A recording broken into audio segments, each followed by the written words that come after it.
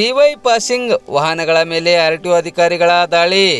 ಪಾಂಡಿಚೇರಿ ರಾಜ್ಯದಲ್ಲಿ ಐಷಾರಾಮಿ ಕಾರುಗಳನ್ನು ಖರೀದಿಸಿ ನಗರದಲ್ಲಿ ರಾಜ್ಯಾರೋಷವಾಗಿ ಓಡಾಡುತ್ತಿದ್ದ ಕಾರುಗಳ ಮೇಲೆ ಆರ್ಟಿಒ ಅಧಿಕಾರಿಗಳು ದಾಳಿ ನಡೆಸಿದ ಘಟನೆ ಬಸವಕಲ್ಯಾಣ ನಗರದಲ್ಲಿ ಇಂದು ಗುರುವಾರ ಮಧ್ಯಾಹ್ನ 2 ಗಂಟೆ ಸುಮಾರಿಗೆ ಜರುಗಿದೆ.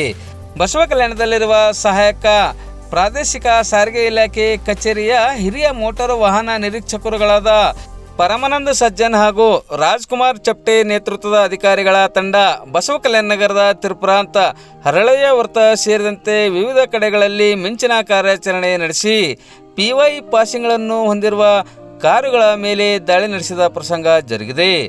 ಲಕ್ಷಾಂತರ ರೂಪಾಯಿ ತೆರಿಗೆ ವಿನಾಯಿತಿ ಹೊಂದಿರುವ ಪಾಂಡಿಚೇರಿ ರಾಜ್ಯದಲ್ಲಿ ಐಷಾರಾಮಿ ಕಾರುಗಳನ್ನು ಖರೀದಿಸಿ ಬಸವಕಲ್ಯಾಣ ನಗರ ಸೇರಿದಂತೆ ಜಿಲ್ಲೆ ಹಾಗೂ ರಾಜ್ಯದ ನಾನಾ ಭಾಗಗಳಲ್ಲಿ ರಾಜ್ಯಾರೋಷವಾಗಿ ಕಾರುಗಳನ್ನು ಓಡಾಡಿಸಲಾಗುತ್ತಿದೆ. ಇದರಿಂದ ನಮ್ಮ ರಾಜ್ಯ ಸರ್ಕಾರಕ್ಕೆ ಲಕ್ಷಾಂತರ ರೂಪಾಯಿ ತೆರಿಗೆ ವಂಚನೆ ಮಾಡಿದಂತಾಗುತ್ತಿದೆ.